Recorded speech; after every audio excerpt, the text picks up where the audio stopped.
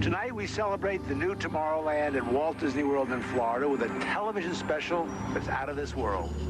Hello, I'm Michael Eisner, head of the Walt Disney Company.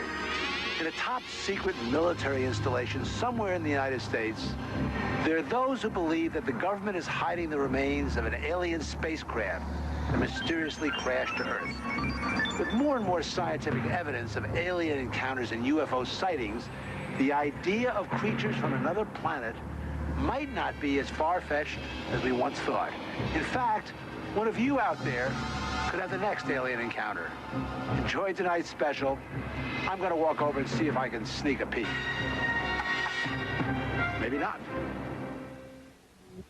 Alien Encounters from New Tomorrowland is brought to you by Bounty.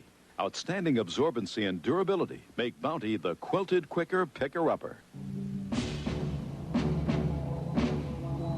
Scientific verification of extraterrestrial life forms routinely arriving on Earth. Top secret reports from ongoing military investigations.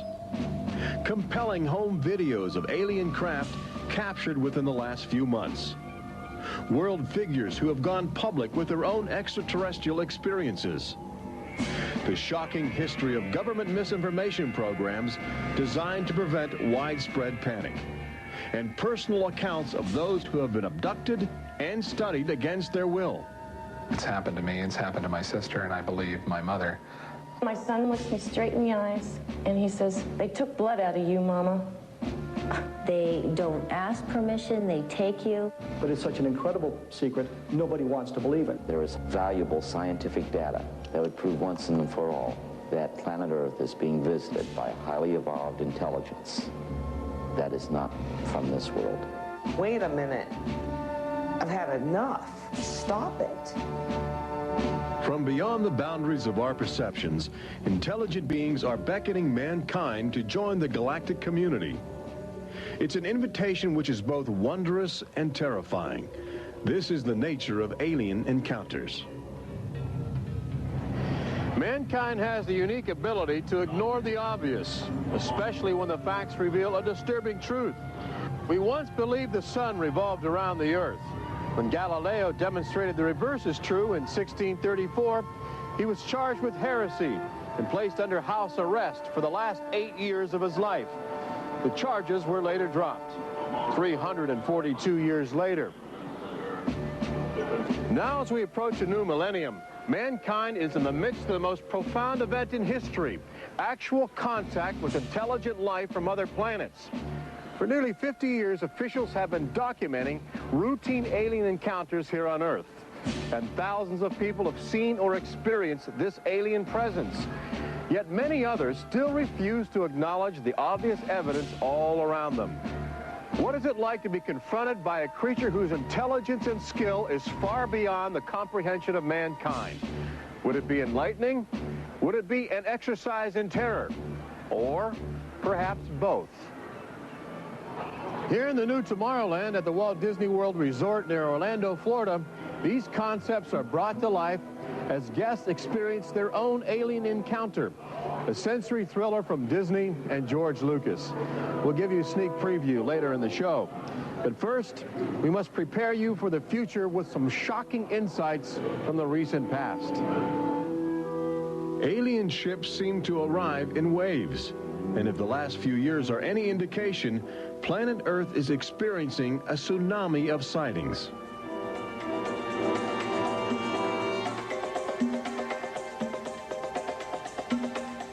Mexico City, 1992. If you were arriving from outer space, this would be your first stop. It's the world's largest metropolitan area, easy to spot from a distance. Saucers arriving here have an affinity for military helicopters.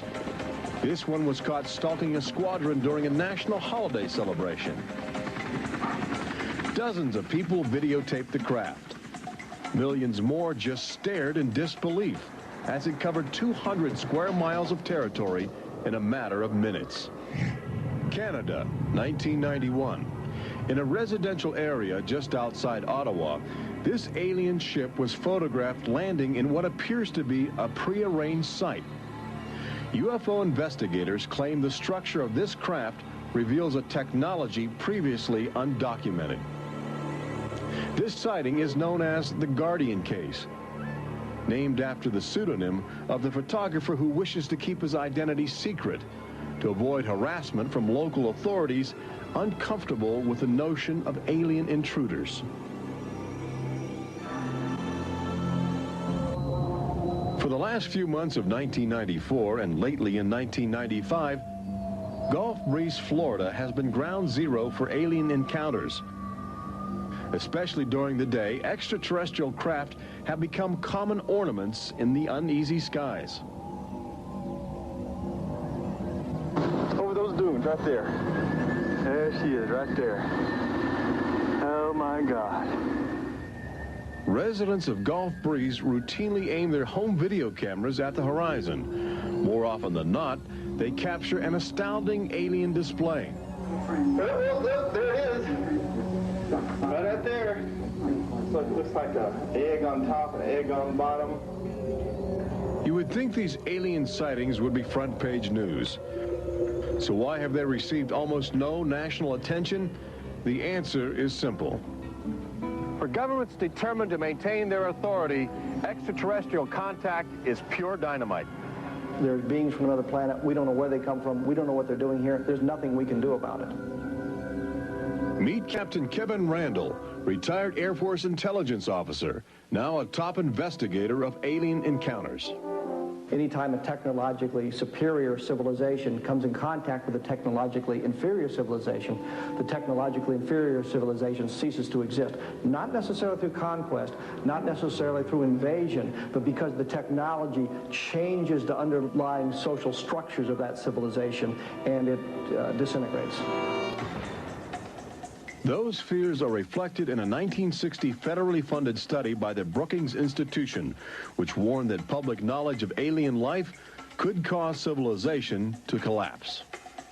So they began a policy of covering up and hiding the information, but they also began a policy of ridiculing, so that people who really see something are afraid to come forward. This isn't right to do the ridicule.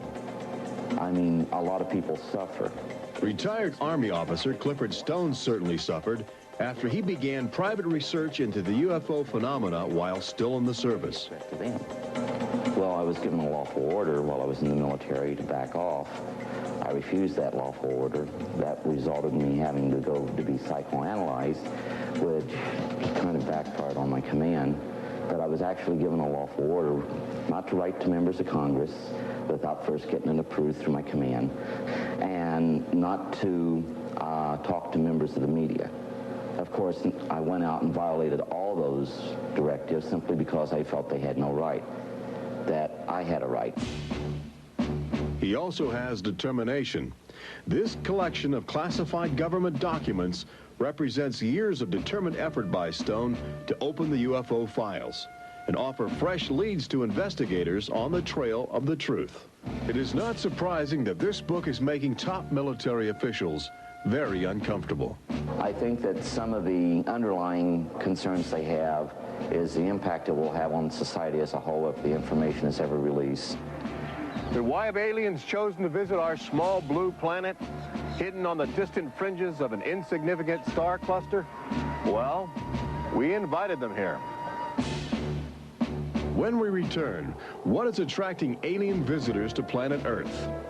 Extraterrestrials take aim on America's military. A crashed saucer becomes a top-secret bombshell. The nation's capital becomes a cosmic crossroads. And later, how Disney Imagineers have designed a way to prepare humans for their inevitable alien encounter.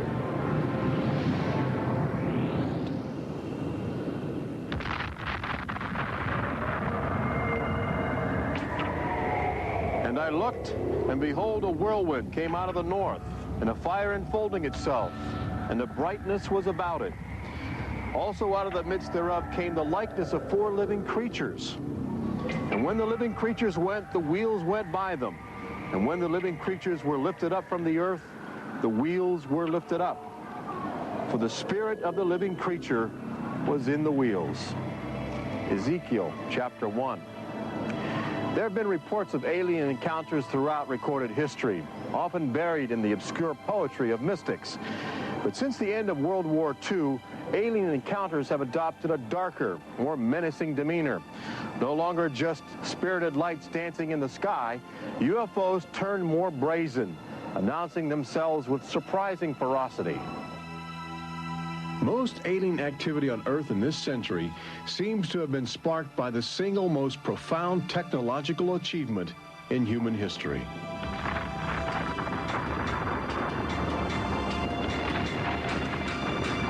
The atomic bomb did more than blow away every conventional notion of combat. It also saddled mankind with the awesome responsibility of life and death for the entire planet. But what the world didn't know in 1945 was that the atomic bomb's brilliant burst of energy would also be mankind's cosmic calling card, announcing to the universe that a technological society had evolved on a small blue planet in the backwaters of the stars. So as the world celebrated the war's end in 1945, aliens who heard man's atomic trumpet were already charting their course towards Earth, responding to our open invitation. As early as 1947, the large alien ships began to arrive, navigated by living creatures. Their advanced physics allowed them to traverse the galaxy and pierce Earth's atmosphere with amazing speed. The U.S. military immediately went on the alert against the unknown menace. Sightings were perceived as threats to the security of an America still reeling from the edgy consciousness of war. And the sightings were taking place all across the country. I glanced up and there were 3 flying saucers in a V with what appeared to be a dome on the top with, I can't be sure, but I believe I saw the sun glinting off of, well, windows or observation portholes of sort. I think it was from outer space, but friendly. Army fighter planes are on patrol for flying saucers. Cameras installed to photograph them. Portland, Oregon, the area from which came the first weird reports. This flying saucer patrol shows how the Air Forces, while not putting too much stock in the mysterious things in the sky, are investigating. The control tower is in touch and on the watch. So are a whole lot of people these days. They're seeing flying saucers everywhere. Flocks of fantastic discs flying through the air. But the military finally had to admit that something was happening that they didn't understand, offering their first and only public statement on the UFO phenomenon. The recent sightings are in no way connected with any secret development by any agency of the United States. They weren't always called flying saucers. Some reports claim they resembled other household objects. The public was fascinated and anxious to make contact. But our official response remained aggressive, sometimes sparking deadly games of high-speed, high-altitude cat and mouse. National Guard Captain Thomas Mantell played that game and quickly became a grisly statistic. His last words, as Mantell soared at an altitude of 20,000 feet, are a chilling commentary on the power of the alien ships. I'm closing in to take a look. It looks metallic and of tremendous size. It's going up now as fast as I am. That's 360 miles per hour. I'm going after it. Moments later, Captain Mantell's mission had ended. Occasionally, the tables were turned. More than one alien craft crashed and was recovered for secret U.S. military research. The most famous case took place in July of 1947, just outside the community of Roswell, New Mexico. Famous because local officials openly admitted they had retrieved an alien ship before their commanders instructed them to keep the story confidential. What you can't explain, they reasoned, you must deny. July of 1947, the Army Air Forces at Roswell announced we had captured a flying saucer. You can say our government announced in July of 1947 they had a flying saucer. 3 hours later, they announced, no, it's merely a weather balloon. The officers at Roswell made a mistake. But our government has come forward and said, yes, we had a flying saucer. Then they took it back. Any one of your viewers can go back to the newspapers on July 8th, July 9th of 1947, and just front page headline after headline that the government had captured a flying saucer. Don Schmidt from the Center for UFO Studies in Chicago is convinced that the Roswell case is the linchpin in America's ongoing alien cover-up. We have over 550 witnesses. They were there. They handled the debris. They saw the craft. They saw the bodies. They handled the crew members of that craft. And invariably, they all say, this was not from this earth. This is the actual site where the Roswell saucer was discovered, along with the bodies of 3 extraterrestrial missionaries who didn't survive the collision. The debris and the dead were impounded and taken away for top-secret study, while a classified investigative committee called the Majestic 12 was organized by President Truman. And a government cover-up was initiated with a calculated disinformation campaign. The military, I know for a fact, has established what's called disinformation programs, officially sanctioned deception programs. This is covered by a regulation at Department of Defense level that's secret. This is the case with the unidentified flying objects. I cannot say that the Roswell incident was a cover-up, but I can certainly say that the government back then and today acted like it was a cover-up and has been subject to being accused of a cover-up. The flying saucer debris at Roswell was attributed to a downed weather balloon. There was no explanation for the alien body parts among the wreckage. Before long, other sightings were dismissed as optical illusions caused by electrified swamp gas, with elaborate demonstrations staged for newsreel cameras to back up the claim. But while the Pentagon refused to publicly admit aliens had arrived on Earth, their top-secret internal memos told a different story, even detailing the various ships and the creatures they had autopsied. Meanwhile, the American people fell in love with flying saucers, sensing something playful in their alien design. Before long, even the military seemed to fall under the trance of the UFOs. Government inventors began to mimic what they were seeing in the sky, in a strategy to stumble upon the secrets of advanced alien technology. These rare films chronicle those primitive efforts. At a symposium conducted by Princeton University, weird and wonderful flying machines developed for the Army go through their paces. The flying scooter, for instance, with only a 7-horsepower motor. Or this flying what have you. Just count your fingers after starting the fans.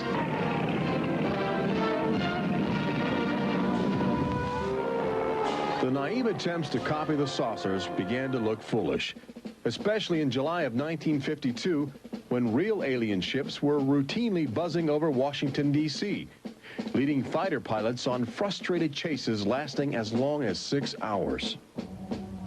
It was the first time since the War of 1812 that our nation's capital had been successfully invaded by a foreign power. By the early 1960s, UFOs were having a chilling effect on our defense operations. Their tremendous speed often caused them to be misidentified as incoming intercontinental ballistic missiles, putting American air bases on red alert. There needed to be some way for the U.S. and the Soviets to distinguish between nuclear attack and alien visitors. The weapon is installed in the Pentagon, but it's a weapon of peace. This is the teletype that will operate at the U.S. end of an open line to Moscow. This link, it is hoped, will help avoid misunderstandings that could possibly trigger a catastrophe. Now, a president could be in touch with the Russian premier in a matter of seconds. The hotline between Moscow and Washington was set up so they could go ahead and make last-minute pleas that we're not attacking you and you're not attacking us. The purpose for this was to ensure that a nuclear war would not be touched off by a UFO appearing on the scopes and being mistaken for enemy aircraft. The hotline eased some international tensions, but it didn't halt the interaction between the military and aliens, which continues to this day. November of 1975, essentially every SAC base in the United States was visited by UFOs. We have reason to believe that the UFOs went ahead and had some effect on changing the codes within the missiles, within the launch control facility, to change where the missiles would hit. 1976, September, Iran. 2 F-4s tried to intercept a UFO and shoot upon a UFO. The weapon systems of the planes go dead. The communication systems go dead. These are just 2 examples of cases which sound like they came out of science fiction, but in reality, they're from government documentation. Documents released by the State Department. Main engines up and burning. September 1991. Space Shuttle Mission 48. Commander Clayton and his crew point their cameras at the planet's horizon for a live broadcast to Earth. Many viewers noticed an alien ship playfully cavorting around the shuttle at tremendous speeds. NASA still refuses to acknowledge the incident. But since that time, the space agency no longer allows public access to live unscrambled television signals from shuttle missions. Currently in 1995, the Federal Emergency Management Agency trains personnel with a manual that suggests techniques in communicating with extraterrestrials encountered in the line of duty. This document is in marked contrast to a federal law passed by Congress in 1969, which makes it illegal for any American to have contact with an extraterrestrial, punishable by a $5,000 fine and a year in jail. Ironically, both documents were composed by a government which refuses to publicly admit that there is intelligent life on other planets. Indications are that government, military, and scientific leaders will soon release nearly a half-century of official documentation of ongoing alien encounters on Earth. Perhaps they feel it would be too embarrassing not to reveal the truth before the truth reveals itself. But these FBI files acquired through the Freedom of Information Act outline nearly 50 years of UFO reports investigated by federal agents all across America. Overwhelming evidence that something sinister is at work. But look carefully. The torn pages, the ragged copies, the large areas blacked out in an effort to keep secrets locked away. If we are keeping information, which I am certain we are, from the American public on unidentified flying objects, then we're wrong. Government has an obligation to the people to tell the truth. No matter what that truth might be, the people have a right to know that planet Earth is being visited by a highly evolved intelligence that is not from this world.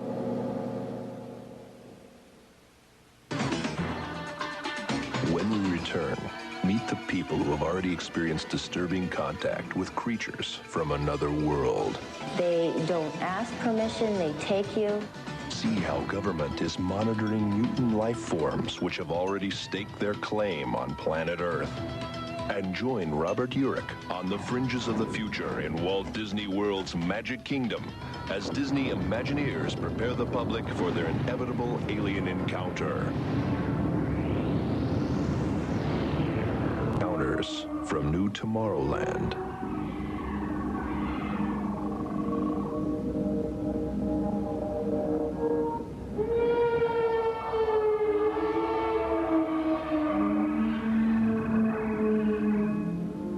The fact is, everyone encounters alien life forms each day. We've just become accustomed to ignoring the evidence. We expect the first visitors from outer space to arrive in flying saucers. But there are new scientific suggestions that the microbiotic organisms, which routinely invade human bodies in the form of viral disease, may have extraterrestrial connections. These minute alien life forms may very well be the advanced invasion force, leading the way to test Earth's environment for more complex and determined creatures.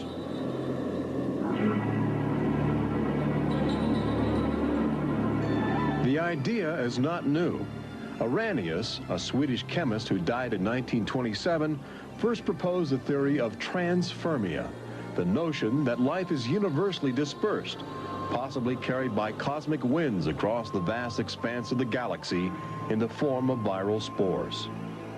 Uncovering this mutating alien life is an ongoing government project carried out by scientific teams at NASA. They begin by collecting meteors which have landed on the barren landscape of Antarctica. Here, low temperatures preserve the alien life clinging to 4 billion-year-old cosmic debris. In a specially sealed clean room at the Johnson Space Center, these crude interstellar spaceships are carefully dissected to extract the biotic matter inside. Amino acids, a kaleidoscope of organic compounds, and the chemical catalysts of life are analyzed with sophisticated gas chromatographs and mass spectrometers. Life is plentiful in the universe and eerily tenacious. Lately, scientists have found extraordinary numbers of unknown organisms which have gained a biological foothold where we once thought survival would be impossible. They grow in deadly ammonia gas. They are resistant to ultraviolet radiation. They thrive inside the radioactive cooling systems of nuclear power plants. And they can even survive the vacuum of space, reanimating themselves when air and water become available. Riding inside the stone cocoon of a meteor, life can travel virtually anywhere, and a good deal of it lands on planet Earth. But just as we explore the genetic package of alien life, visitors from space are routinely examining human specimens, abducting men, women, and children in order to conduct disturbing biological experiments. Very, very few people who've had the experience are willing to talk about it publicly. There is such a kind of ridicule factor. Bud Hopkins, researcher and author of the best-selling book Intruders, is America's leading investigator into the alien abduction phenomenon and largely responsible for bringing the astonishing situation to the nation's attention. The most important thing about this, I think, in studying it, is to realize that there are very distinct patterns. This is not just a box full of crazy experiences which are mutually contradictory.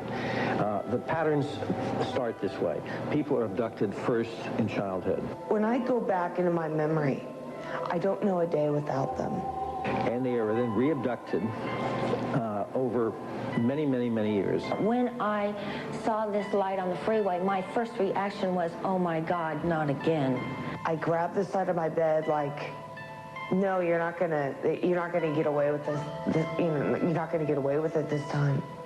Then I feel lifted off of the bed, and the next thing that I remember is being on a table or a bench and these beings surrounding me. Samples are taken from the skin, and there are very distinct scars that result from these biopsies, whatever we want to call them. I have a scar on my hand. It seems to be a triangle shape that's a half an inch by half an inch if you were to measure it. They were just red and blistery and kind of in a large equilateral triangle on each foot. The basic, most common mark is what we call a scoop mark. It's a circular depression, as if the aliens have used a little tool and removed a layer of cells. On my upper left inner thigh, I have two marks. There's a series of two. They're about 1/8 of an inch deep and about 1/4 inch in diameter that people call scoop marks, for lack of a better term. Often an object is inserted in the nostril or behind the eyeball or in the ear, which we believe to be implants. On my shin, between my ankle and my knee, were two puncture marks. In fact, I hesitate to call them that because they were larger and deeper. They were like two holes drilled vertically along my shin into my leg, and that frightened me deeply because I have no idea how those got there. I could only speculate as to why they were doing that, although I do know that, bone marrow contains genetic material, blood. They're interested in who you are genetically. They seem to be desperate for our genetic material, our DNA, our particular genetic makeup, as if they have reached some point of, let's say, some point of no return in their evolutionary development, and they need to revivify themselves through something they can get from us, a more primitive and perhaps more robust species. People generally describe one particular type of figure as the basic alien type, which is a small figure, 3.5 to 4.5 feet tall, huge head, huge black eyes, hairless, grayish-white skin, just a tiny slit for a mouth that doesn't move, and so forth. I'd say that accounts for about 85% of the descriptions. There's some that are very, they talk about the reptilian being like sexually aggressive, and then there's some that look like praying mantis that are very mean and very violent. It is a violation of your body. It's a violation of your space. They don't ask permission. They take you. On this earth, when you are raped, when you are mugged, even if you don't see that person that is doing you bodily harm, you have somewhere to go. You can go to the police and at least give a report whether they do something or not. You have somewhere to go. But in this case, you have no one to talk to. You have no one to say, this has happened to me. I've been so violated. You don't even know. And you're not ready for this. My love life went to hell. My schooling went to hell. Everything went to hell. And it's terrifying, it's not fun, it ruins your life because you have nowhere to go. Twinkle, twinkle, little star, how I wonder what you are. Up above the world so high like a diamond in the sky. Makes me want to cry.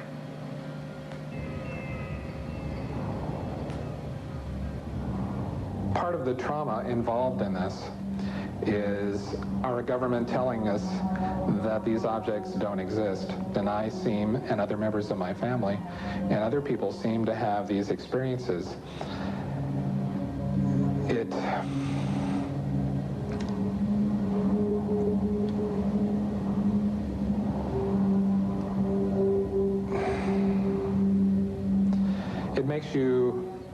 makes you doubt your sanity. The range of people who have had abductions around the world, because it is a global phenomenon, is just, it's a total range. I've worked with people who are of Oriental background, African-American background, Hispanics. I've worked with one NASA scientist, a research scientist, who is an abductee, a police lieutenant from the South, doctors, lawyers. I mean, I've had, incidentally, 7 psychiatrists come to me because of their own personal abduction experiences. The phenomenon affects people from all walks of life. And it has a dramatic effect on families. Debbie and Terry know firsthand. Both are ongoing abductees with deep concerns about the chilling connections between aliens and their children. I thought this was mental illness. Then my son started speaking about little airmen coming into his room and taking us up, and there was even one point where he said, "They took blood out of you, Mama." He wanted guarding all the time. He wouldn't go to bed at night unless I slept with him. He was angry. And the other thing is he started setting traps. One night my husband came home from work and there's these little colored stones all over the garage. And Dale, my husband, said, "What is this for?" And he says, "Well, this is when the airmen come, they slip and fall on their butts." The interesting thing about children is a sort of innocence about their perceptions. I will present these cards of different heads, and there's Santa Claus, Batman, policeman, a clown, Ninja Turtle, an alien. what we do is to see how the child responds when we get to the alien face. And it can be extremely moving, because I've seen children just collapse when they see the drawing of the alien, crying, hugging their fathers or their mothers in terror.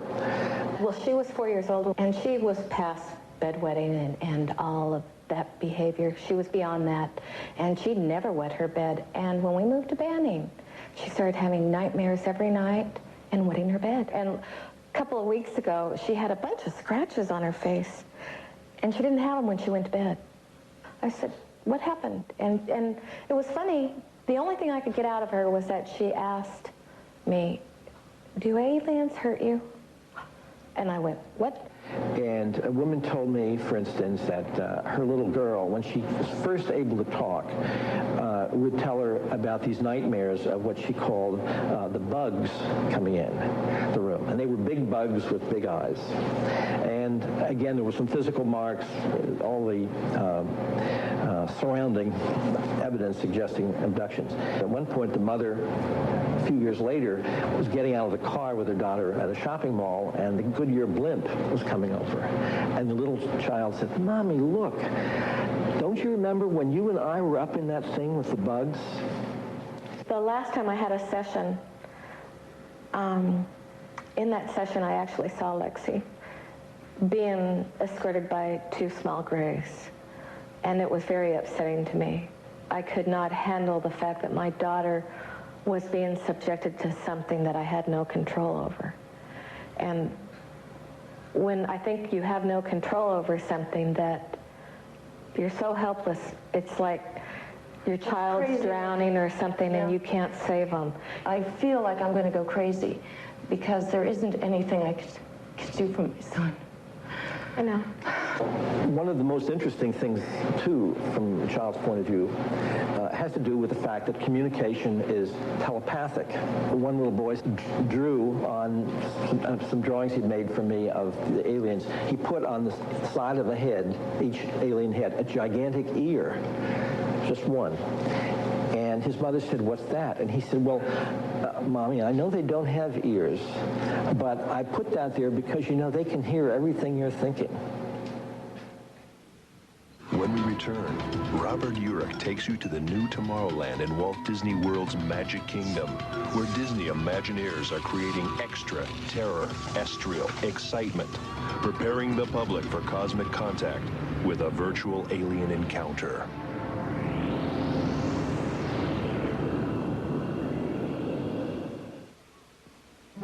An official UFO sighting report, one of thousands compiled over the last few decades.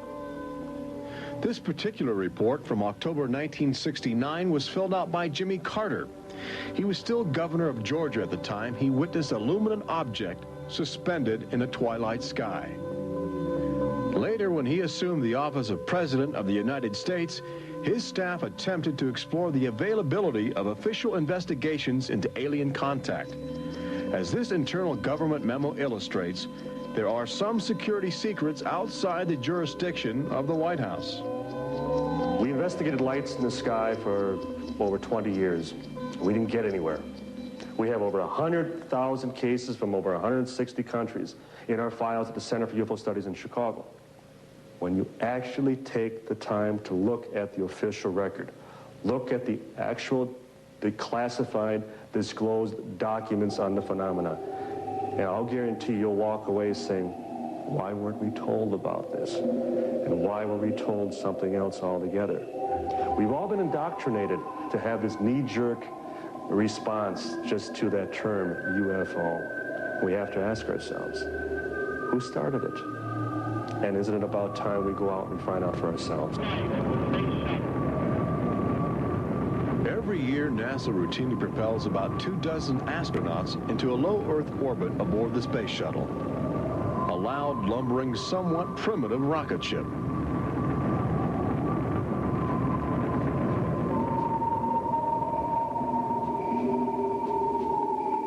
But most Americans will likely explore outer space aboard crafts of alien origin.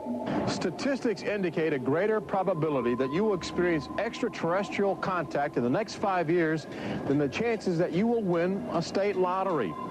But how do you prepare for such an extraordinary event? Here in the new Tomorrowland at Disney World, scientists and Disney engineers have brought to life a possible scenario that helps acclimate the public to their inevitable alien encounter.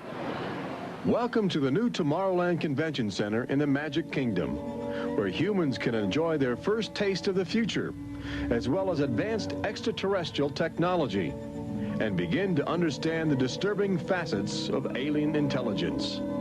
Access Technologies, an interplanetary manufacturing and marketing conglomerate, is one of the first alien firms to take advantage of this showcase facility in new Tomorrowland, introducing humans to technology which promises to seize the future. Today, guests are exploring the concept of teleportation, the ability to transmit solid matter or living creatures across the endless void of space. Inside this chamber, at the extraterrestrial alien encounter attraction, cosmic representatives will demonstrate the secrets of a brave new world. Utilizing the ominous device, two very different life forms will make contact via the teleportation process. Unfortunately, high technology can backfire if operated by careless hands. As the seat restraints lock into place and the power generators are activated by anxious extraterrestrials, these happy humans are about to discover a disturbing truth. When science fiction becomes science fact, the results could be terrifying.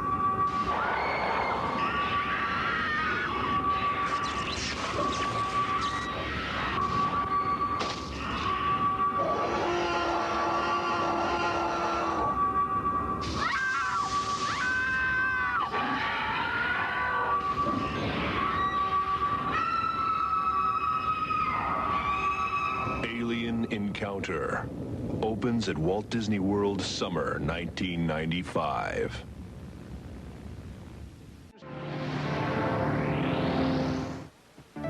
Planet Earth has always been a laboratory for alien life forms which can drop in from space or slowly mutate into bizarre fleshy organisms at our feet. Understanding the nature of these strange creatures from above and below is the greatest challenge of our age. We now know that our future, indeed the future of Earth itself, rests in the balance of the solid and the ethereal, of common sense and the irrational, and our relationship with alien life as grotesque as a fungus or as glorious as the heavens.